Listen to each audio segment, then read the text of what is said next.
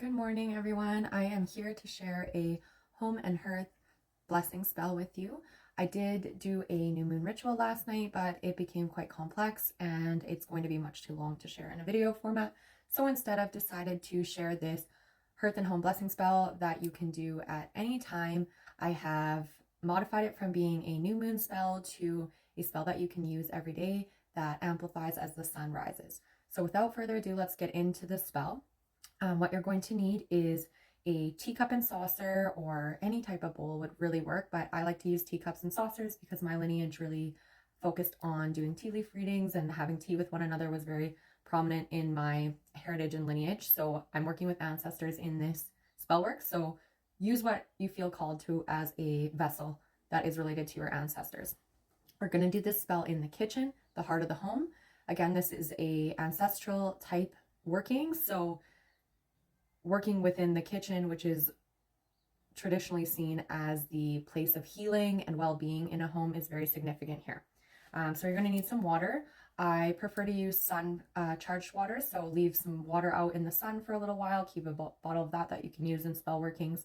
And we're going to need some Celtic sea salt, or sea salt in general. I have Celtic roots, so I'm drawn to the salts from that ocean there, so that's why I'm using Celtic. You're going to need a small white candle, basil, rosemary, and thyme, preferably fresh if you have, but if not, dry will be just fine here, and a citrine stone. The citrine is optional for sure. Okay, so the first step is go into your kitchen. You're going to cleanse the space. So open the windows. You can burn some herbs like sage, palo santo, sweetgrass, mugwort, whatever you feel drawn to and aligns specifically with your ancestry would be extra potent in this spell. And imagine all of the negative energy being sucked out of the windows and exiting the space that you're working in.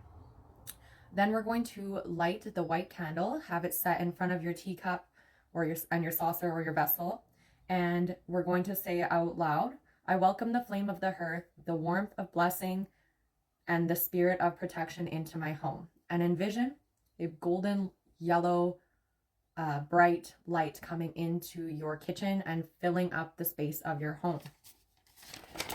We're then going to, previously we should have had the water sitting in the teacup or vessel, the sun charged water. So now we're going to bless the water. And at this point, we're going to add a pinch of the salt into the water. And we're going to stir it clockwise with our finger 3 times and say, by water and salt, cleanse and clear this space. May all that is heavy be washed away. So you can repeat this 3 times as you are stirring your finger clockwise. Then we're going to offer the herbs. So I like to set them on the saucer along with the citrine. And when you offer them, say out loud, by earth's green gifts, may abundance, health, and joy flow through this home. And you can repeat that 3 times. And now we're going to anchor this blessing. So you're going to dip your fingers into that water salt mixture and flick the water around the kitchen. As you're doing this, you want to envision seeing golden roots growing from the base of your home into the earth, into a river that is flowing of golden abundance, prosperity, joy, and love deep within Gaia's crust. So you are connecting to the flow of prosperity, abundance, health, and happiness. And as you are flicking this water around your kitchen and envisioning this, repeat this out loud. By the flame of the hearth and heart, by the water's flow and salt's part, I call the spirits ancestors near, bring protection, abundance, joy, and cheer. As the sun rises, let blessings grow. In this home, may love, health, and fortune flow. Repeat this 3 times as you continue to flick the water around your space. At this time, the ritual is complete, so you can close this ritual out by thanking your ancestors for the blessings of the hearth. And I would leave the cup and the herbs and the citrine out until the herbs have wilted, and then you can return them to Gaia, just placing them in your garden, and returning the water and salt as well to Gaia by placing them in your garden. And then I would repeat the spell once they have wilted. If they're dry herbs, just leave it out until your intuition tells you that it's time to replace them. And also at that time of closing out the ritual, you're going to still have your white candle burning. You can either snuff it out or leave it to melt down. I would use a tea light, so you can just leave it to burn completely out on its own and dedicate that to your ancestors as well.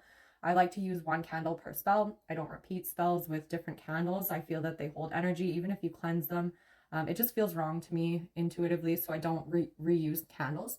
So if you're going to not like you're not going to reuse this candle, so either snuff it out or let it burn down, but don't blow it out because that removes the power from the ritual itself.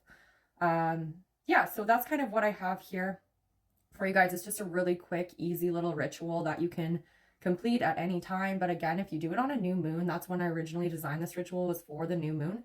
It's extra potent because it's a time of new beginnings, new cycles to bring in this energy.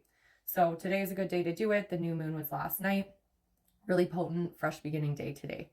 I also wanted to let you guys know I am starting to offer personalized rituals. That is where I will be designing rituals based around what you're looking for. I will be typing these up and sending them to you via email. I'm going to have a post about that later, what it will all include.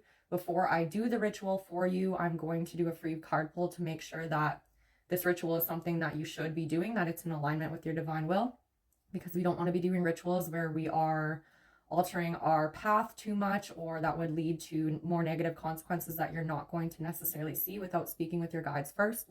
So if you're interested in getting a personal ritual designed for you for whatever topic you're interested in, definitely feel free to reach out to me. And yeah, that's kind of all I wanted to say today. I hope that this helps some of you, and I hope you all have a really beautiful day. Thanks so much. Bye.